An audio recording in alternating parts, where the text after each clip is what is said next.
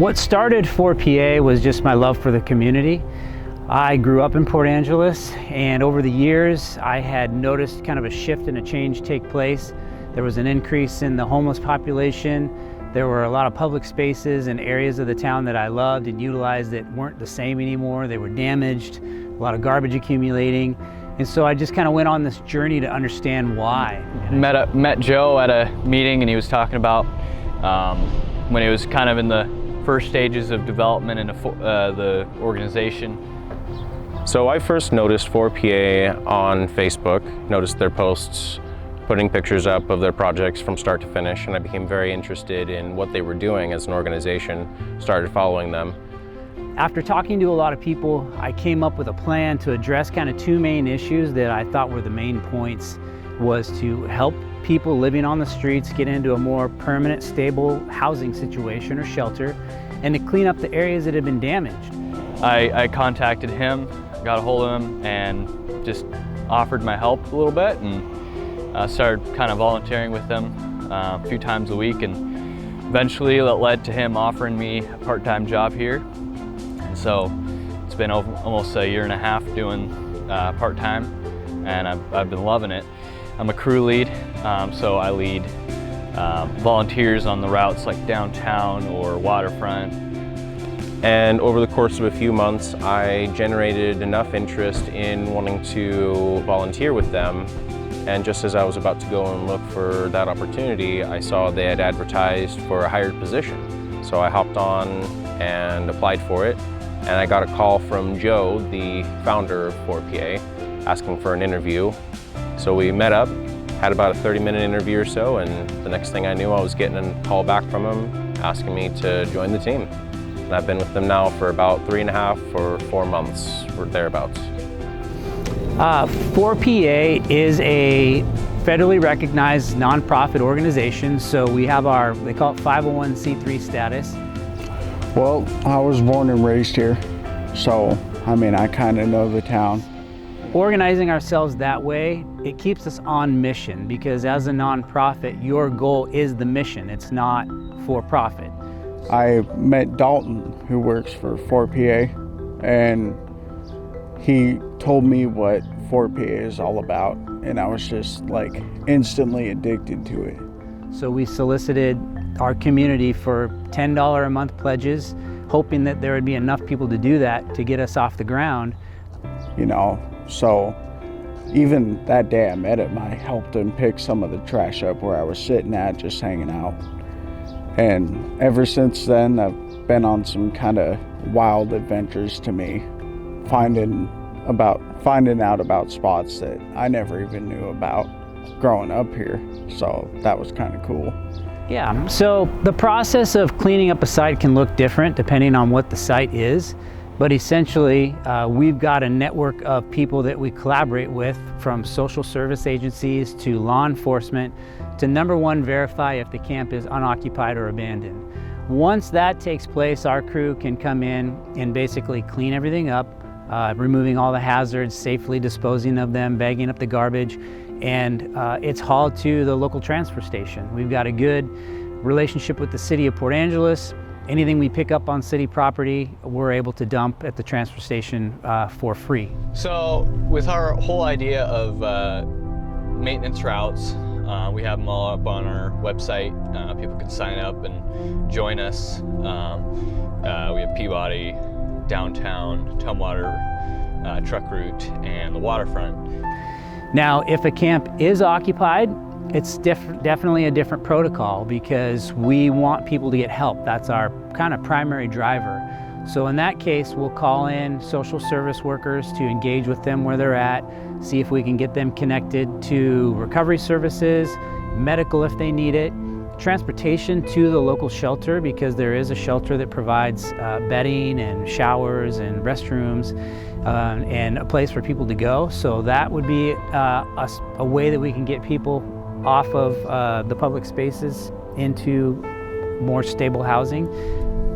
It's working, because we just noticed over the past year we clean up less trash in a lot of certain areas that we patrol regularly. So we are standing in Peabody Creek, and this is an area that 4PA has spent a significant amount of time working. There was a lot of debris down here, a lot of abandoned encampments. I would say we're probably pushing maybe 6 to 8 down here at the time. So we spent the first part of 2022 concentrating on down here, and we pulled several thousand pounds of debris out of here. And it's really kind of cool because a lot of times the kids used to take field trips down here and they stopped because of the condition that the creek was in. And we've just made a concerted effort to get it clean so the kids can come back down here. Farrell Marine Life Center is taking kids back on field trips. We partnered with a few different agencies here in town, the Lions Club and a development group called RDI to rebuild the boardwalks that go over the marshy area. This is where you gotta be really careful with needles because they will be in and around and tucked in every little nook and cranny and piece of clothing, so never reach down with your hands and grab clothes without Stuff to wet. Yeah. I've dealt with a lot of dangerous stuff as well, you know, picking up sharp objects from broken glass to needles, and that's been kind of fun, just trying to clean up the city. The community response to our efforts has been amazing. It is rewarding in a certain sense. It's also very challenging. We knew that if we got it right, we'd have the support, and the support has been amazing so far. I think what's been the driver is that we're such an action-oriented group that we immediately went out and showed progress and showed change, and it just really increased the support level. Joe from 4PA, who has been a long-time acquaintance, his family and his dad and such, happened to come by and tell us what he's doing. The hardest things to do in our society are often the things that need to be done the most. And when I looked around and saw how little people were caring anymore about even throwing their trash 10 feet to a very obvious garbage can next to them, and I knew that I couldn't stand around and keep watching that. And I was kind of in a halfway point in my own work, so I was trying to figure out what my own next move was. And so when this opportunity came up, I wasn't sure what to expect. Just seemed like such a natural fit to give something back to the community and help it really get looking good. Really, I think I'm very much inspired by his energy, his attitude towards what he's built of this. Up to this point, things have been fairly smooth sailing, but there has been hurdles. I wouldn't say that we had a lot of setbacks, but more hurdles. That anytime you're talking about creating an area where you want to put temporary shelters or housing, there's just development processes that you have to overcome. I mean, you know, I can say it's sometimes mentally rough, just going to the same spots over and over again and seeing either a small mess like this big or, you know, like a mess that's 40 times the size. A few people have differing opinions than us on how to handle things, and that's natural. We're not going to appease everybody, but we've really taken the stance that have those conversations, find mutual ground, and then move forward. Even though we clean up the same stuff pretty much all the time, at least I do, I still feel that sense of gratification knowing that I'm doing something good. That is a good question. What drives me to get up every day to do what I do is hope of a better community. So the waterfront heading east from the pier parking lot's been a regular route of mine on the weekends, and we found all kinds of things. I found a Safeway shopping cart down in the water. Starting from the pier, going east and going west.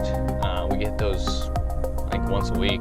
I remember going to the pier and squid fishing at midnight as a kid and not worrying about anything or anybody around me, or going and hiking these trails and not thinking about what's around the next corner. And I want my kids, because I have a 15-year-old and an 18-year-old and hopefully grandkids someday, to love Port Angeles like I loved it growing up and still love it. But yeah, we find all kinds of interesting things everywhere we go.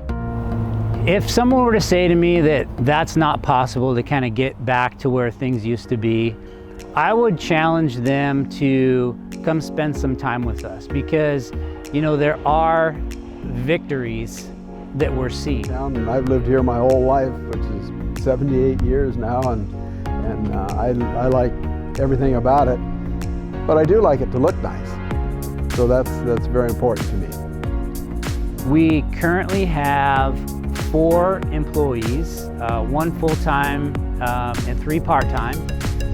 But it is somewhat on a week-to-week basis, and there's also different places like the tree park. And I see 4PA being a real thriving organization that is employing several people, including those we're helping get off the street. That's one of the biggest things we're shooting for, is to give people growth opportunity where maybe they couldn't find it before.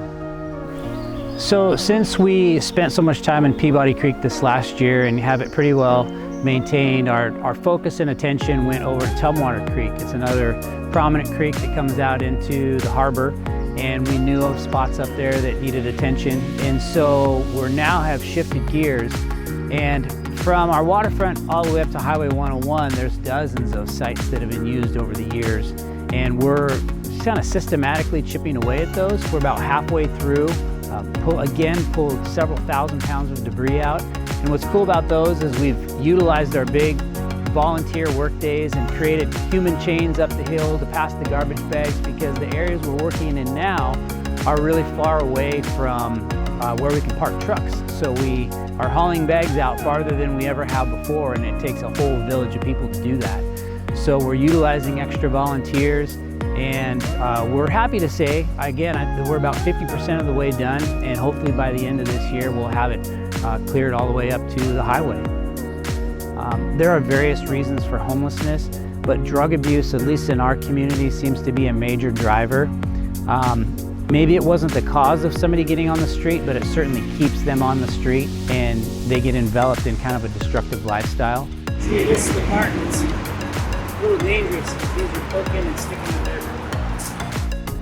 mental illness is another one. There are economic contributing factors, but I would say that for our community as a whole, we need more recovery centers for young people that are getting wrapped up in this lifestyle that kind of help cut things off at more of a root level. A lot of people from the beginning have reached out and they want to help, and so we've made several ways for people to help. There's really no good reason not to help. Puts fuel in our trucks, it buys cleaning equipment, we're saving money for property, it'll help with our property development. Literally everything is being sent to work immediately. Joe's original intent was to try and get every household to kick in $10 a month. And that all sounds good, and it's a great intention. It's just a little hard to do. And the other way that people can help is by volunteering. They can look at 4pa.org. We now have our cleanup operation running 6 days a week. We run volunteers on 5 of those days. And so anybody can come, see how we operate, pitch in, maybe pick up a little bit of litter. We have kid-friendly applications too and routes that we run, so you can do it as a family. We decided to do it. We've got 175 employees, so we decided to kick in $20 a piece for each one of our employees. You can also reach out via email at info@4pa.org, or you can send correspondence to P.O. Box 25, Port Angeles 98362. Lots of ways to get involved. Well, we wanted everybody on our crew to feel like they were helping contribute to a cleaner Port Angeles and a great 4PA. They've got to sign a safety waiver, and then after that, basically, they just go and look at the routes they want to sign up for which day. Primarily, if people go to our website, which is 4pa.org, you can read all about the information of our organization. And when you're there, you can do a couple of things. You can sign up to be a monthly pledger, which is how we gain our resources. I truly would encourage any and all businesses to do what they can. So 4PA has big visions and dreams for the future. Obviously, gotten good at cleanup, but we do have plans for housing. And ultimately, that's going to carry us into like the next several years of what 4PA is going after. And our goal ultimately is to get everybody off the streets who currently doesn't have shelter into some sort of temporary shelter. Because if we don't have people living in our public spaces and on our streets, it's going to help the community as a whole. We won't battle the issues that we're battling. If you actually care, just come out and volunteer. I want to help and sow into like the revitalization of downtown. We've learned a lot, so I'd love to be able to even consult with maybe other regional communities who are struggling with the same thing. Maybe 4PA can branch out and help get something started similar in other regions around us. I used to not care. I'd walk around just not caring what people think or what people felt. And then I met Dalton, and it's turned my whole entire perspective on the city around. I would say that it's a picture of hope, because really you have a small group of people that wanted change, and they literally just put one foot in front of the other and tried and made an attempt, and it's grown into something so much bigger. So I think if that sort of mentality can be applied on a broader scale, if people watching this think, well, I can't do anything, our message to you is yes, you can. It just takes one incremental step. And I think I'm proud to say that we've modeled that, and it seems to be there's some momentum growing, and at the end of the day, we're helping people in our community.